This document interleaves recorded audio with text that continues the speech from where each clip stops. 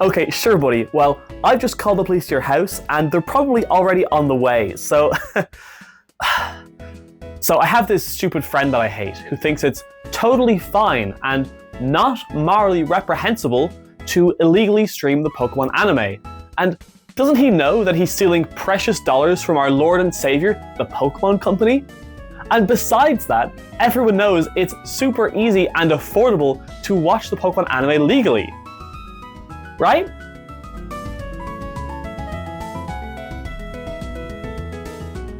Alright, let's put my friend in his place with a good old-fashioned itemized list. First things first though, we're going to need some constraints on this experiment and its scope. We are going to be approaching this from the hypothetical perspective of one Mr. John America. John lives in Asheville, North Carolina, has a wife and 2.5 children, has infinite money, and currently owns a house that contains only a television. John would rather die than watch something with ads, but also when faced with the prospect of breaking a single law, would kill himself if that, in and of itself, was a legal course of action, which it is not. He is just tech-savvy enough to connect a device to his television, but not so savvy that he knows what the words adblocker or VPN mean. John is also a perfect avatar for the median American voter, and due to living in a key swing state, is estimated to have roughly 3,000 times the voting power of a typical American. That last part isn't actually relevant to this video, but I wanted to point it out because it is a real thing that happens and is relevant to just about everything else in the world at the moment. John's current goal in life is to watch every single piece of content in the Ash Ketchum continuity. He doesn't care about the New Horizons series though, because, I don't know, he thinks it's woke or something. Anyway, luckily for us, the Pokemon website has a short and concise guide for how to watch... Oh my god, it's still going. Okay, let's break down this list into a more practical format. Season 1 can be watched on Netflix and Amazon Prime. Season 2 must be rented or bought on Amazon Prime Video. Seasons 3 through 5 are exclusive to Prime. Seasons 6 through 9 must be either bought through Prime Video or watched through Hoopla. What is Hoopla? What? Okay, so if you have a library card, these shows are free.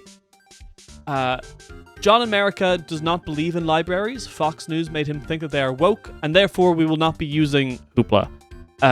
Seasons 10 through 14 can be bought on Prime Video, watched with ads on the Roku channel, or watched also on Hoopla. Seasons 14, 15, and 16 are on both Prime and Tubi. It's literally on Tubi. Hop on Tubi. You can go into Tubi and watch it. Tubi has it for you. Tubi has it.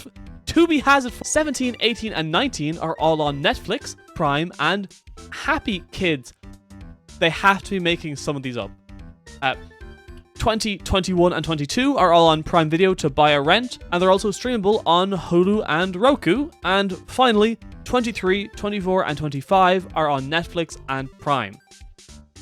Okay, seems pretty cut and dry. We just have to know that wrong, because this list is outdated. And that is both good and bad news. The good news is, it is no longer this complicated to watch most of the show. It's basically all on Prime. For better or worse, Jeffrey Bezos himself has managed to negotiate rights to most of the seasons of Pokemon onto Amazon Prime streaming. You might think as a consumer this is a good thing, and in theory, yes, okay, it's nice to have them all in one place. Only issue with it is that this service is laid out by either vibe coders or sociopaths. For example, this is the page for Pokemon Diamond and Pearl. Let's say I want to watch Season 13, Episode 6, where Ash's Monferno evolves into Infernape. Tell me, Jeff, which one do I click? Come on, Jeff, which one? I just want to watch my favorite fire starter overcome his abusive ex-trainer and evolve. I just want to see that, Jeff. Which one do I click? Which one do I click? For Gen 7, our options are to rent or buy through Prime Video, watch with ads on Roku, or through Hulu with a subscription. And that's our cheapest ad-free option. Gen 3 is just as easy though, right? I mean, it's on Prime Video, right? No, it was removed from there. Okay, fine, we'll get a library card and use Hoopla and... Nope, it's gone from there as well. Okay, this leaves us no choice. We're gonna have to buy physical copies. We can get DVDs of Pokemon Advanced, Advanced Challenge, Advanced Battle, and Battle Frontier for about $115 off eBay at time of writing. Okay, great, that's our job done, right? Just add 115 and the price of a DVD player to the price of a Prime subscription and a Hulu subscription, and we're done. Of course not. If John America believes in one thing besides the privatization of local libraries, it's in finishing what he starts. That's right, I said every piece of Pokemon media in the Ash Ketchum continuity, so we're doing all the movies and all the specials, with a massive asterisk over all the specials. Hello, real quick, Editor Luck here. Just wanted to say that I've just received an email from YouTube saying that a new feature called Hype has been added to the site that lets viewers of channels on the slightly smaller side boost videos they think are worth boosting. If you want to do me a huge favor, make sure you're subscribed and then see if the option to hype up this video appears. Of course, if you think the video deserves it. Either way, I hope you enjoy the rest of the video, and let's get back to talking about movies and specials.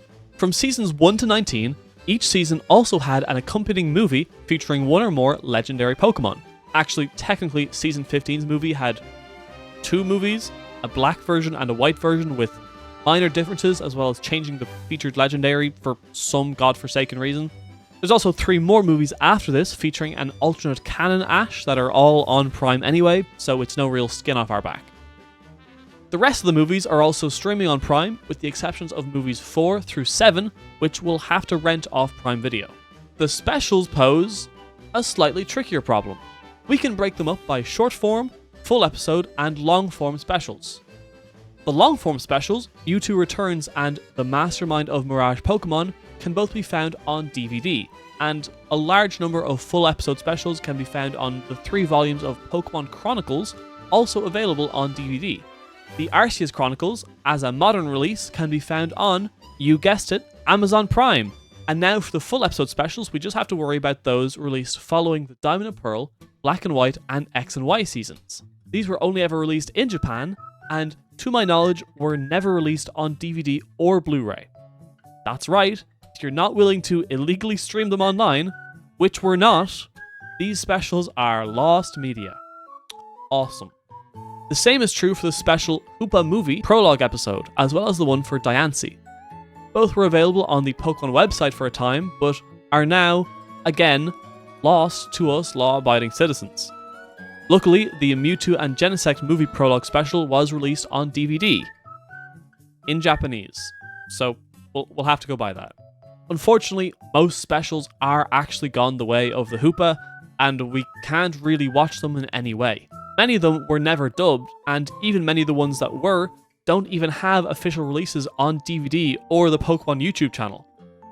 A few of these are fairly understandable because they were only ever screened in Japanese planetariums for limited periods of time, but some like Slowking's Day Out were simply never distributed. Moving on to the short specials, one very funny method of distribution was for the short Pichu Brothers in Party Panic, which you could only watch through the Nintendo GameCube game Pokemon channel. So I guess John is buying a Wii and a copy of Pokemon channel. Add that to the tally. The last category of special we have to talk about is the Pikachu shorts. These are 27 shorts featuring Ash's Pikachu and friends just getting up to shenanigans. Some of these were distributed in the Chronicles DVDs, and the winter themed ones had their own Christmas DVD release, but some are much weirder. Of course, many of these are movie-related shorts, and if we want to watch them, we'll need to buy the appropriate VHS or DVD. Like my childhood favourite, the third movie VHS, featuring the Pikachu and Pichu short. Unfortunately, like the other specials, some of these are not accessible to us. Some of them because they simply were only shown in cinemas and not distributed in any other way. Some that were uploaded to the now defunct Pokemon TV website and nowhere else. And some that were distributed in absolutely insane ways. There are several shorts that you could only watch on certain even-numbered All Nippon Airways flights, and one that was only distributed physically on a DVD bundled with copies of Chow, a Japanese young girls magazine. I have tried to track one down, but John America has limited resources when it comes to rare Japanese media, so if you have one, please contact me immediately. Luckily, some of the ANA flight shorts were distributed in Japan as DVDs, and even one got dubbed and bundled with the 9th movie DVD in English. So here's a quick list of all the DVDs and VHSs we have to buy now, and Of course, we'll remove any of the Prime Video rental prices from our total for any movies we're buying this way, because there's no need to double up. But we do have to buy a VHS player now. The only other short that we can't watch worth mentioning is Pikachu Short 16, Pikachu's 4D Ocean Adventure. This was aired in American cinemas, specifically the IMAX cinema located inside the Jordan's Furniture Store in Avon, Massachusetts. Well, I assume that's just a funny cinema name. It's not actually a furniture store. No, it is. Well, I assume it was just like a one-time thing. There's no way they... No, they showed Top Gun Maverick there after COVID. Okay. I would ask why they're running an IMAX cinema outside of a furniture store, but I know for a fact John America would love this, so there's my answer. Okay, let's get back on track. I guess we're finished now, right? I mean, we've watched nearly every piece of content in this continuity we can, right? It's not as if we missed anything, right? Still wrong. I said all episodes, so we're watching all episodes. We missed a few due to some puritanical nonsense, but John America will be watching the episode where they point a gun at Ash Ketchum's face and every other band episode he can by buying Japanese DVDs and VHSs.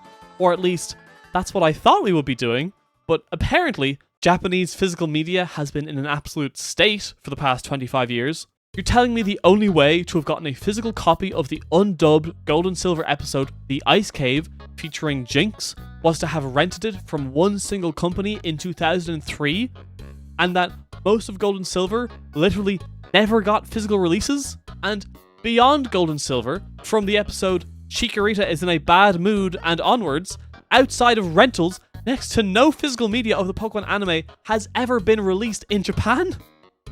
Why is it like this? Japan is famous for having a culture of physical media.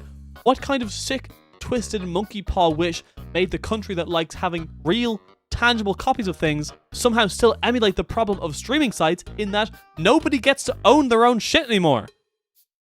Anyway, we can get access to the other Jinx episode that was banned due to reasons by buying an old English dubbed box set, since the episode was simply pulled from rotation retroactively as opposed to actually being unaired. We can theoretically purchase a copy of the Japanese VHS containing episode 35, Legend of Dratini, featuring, again, the man pointing a gun at a 10-year-old, but as of recording, there are no copies available to buy on eBay, likely because everyone wants one for the same reason John America does, because this whole thing is a normal and common thing to be doing. Presumably, due to high demand, a copy would go for at least twice the asking price of other similar VHSs, so we're just going to add that ballpark number to our tally. So, let's go through our final tally. In terms of subscription services, we just need Amazon Prime and Hulu. I think it's fair to say that any reasonable employed adult wouldn't get through the entire backlog of episodes on Prime in a month, so I'm going to go fairly liberal with it and say we're paying for a year of Prime, which does give a discount, and with only 1 month of Hulu, this totals to $158. We're not quite done yet with giving Jeff Bezos money though, because we also need to rent the Destiny Deoxys movie off Prime Video for $6. While we're on the topic of movies, we're buying VHSs and DVDs of the first 6 movies, as well as movies 9 and 16 for a total of $248. And for the record, we're using Amazon prices for this, prioritizing new copies and only buying used ones if necessary. We also, unfortunately, need to buy a DVD and VHS player, which are $40 and $250 respectively. That one hurts. Finally, we need our physical copies of our specials and banned episodes. So that's 75 for the Legend of Dratini VHS, 16 for the box set featuring Holiday Hijinks, 67 for the Chronicles DVDs, 53 for the Mastermind of Mirage Pokemon, 36 for Mewtwo Returns, 10 for Pikachu's Winter Vacation, 116 for this A&A short DVD that also bundles with Finding Nemo that I'm not even really sure is the right one because I don't speak Japanese, but I'm just gonna assume at this point this does the job.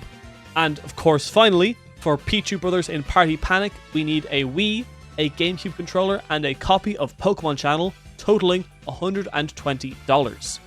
So, in total, our final cost for how expensive it is to watch all of Pokemon is $1,195. See? Perfectly affordable, just like I said. Thank you so much for watching. I really hope you enjoyed. As always, a massive shout out to my Patreon supporters who keep food on my plate, especially Chaos Lord Drago, at least 8,700,000 ants, Zed the Man, Sean Colgan, and Hi, when are we getting Luck versus the Card Market team in Canlander? Signed, the single Magic the Gathering fan in your audience. As well as Sanddog52, at Cardillo, a Magic user, a real world scientist, Squarka, Sparkfire, Peter Clare Lomax, Where is Spacebar, Frostfucks, as well as everyone else you see here.